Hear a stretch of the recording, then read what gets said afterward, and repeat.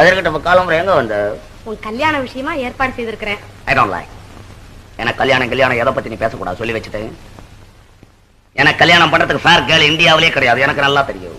வேற எங்க பாத்துருக்கிற? நான் பிரான்ஸ்ல ஒரு கிளப்ல இருக்கவளை ஃபிக்ஸ் பண்ணிருக்கேன். அவ்வளவுதான் மேரேஜ் பண்ண போறேன். எனக்கு தமிழ்நாட்டு பொண்ணு தேவையில்லை. ஏண்டா தம்பி இப்படி எல்லாம் பேசலாமா? உங்க மாமா வேதரத்னம் இருக்கிறாரு, அவர் பொண்ணு சந்திரான்னு ஒரு பொண்ணு இருக்கிறா, அழகா இருக்கிறா, மூக்கு முழியமா இருக்கிறா. அவளை நான் கல்யாணம் பண்ணிக்கணும். அதுக்காக இங்க வந்து எனக்கு தொல்லை கொடுக்குறேன். கல்யாணமா கல்யாணம் எதுக்கு பண்றதுன்னே இந்தியாவில இன்னும் சரியா தெரியாது. எனக்கும் வயசாயி போச்சு இல்ல? உனக்கு வயசாயிடுச்சுன்றதுக்காக நான் கல்யாணம் பண்ணிக்கணும் இல்ல? என் மூச்சு இருக்கிறப்போ எப்படி ஒவ்வொருத்தர் மூச்சுக்கும் கல்யாணம் பண்ணிக்கிட்டு இருந்தா என் மூச்சு என்ன ஆவறது? மோகன், நீ கல்யாணம் செய்துக்குத்தான் வேணும். சரி, செஞ்சுக்க போ. பெரிய தொல்லை.